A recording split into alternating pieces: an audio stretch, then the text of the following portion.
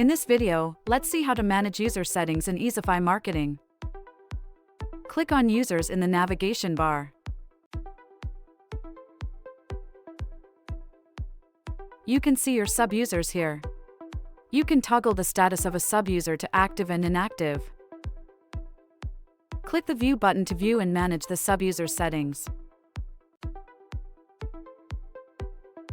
Click on the Edit icon in Personal Information section to expand it to Edit mode. You can edit the properties if wanted. Same goes for the Settings section. You can edit the role and daily SMS limit for the sub-user from here.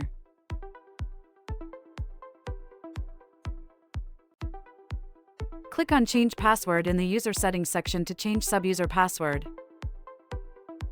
You can update the password by typing in the new password and clicking Update.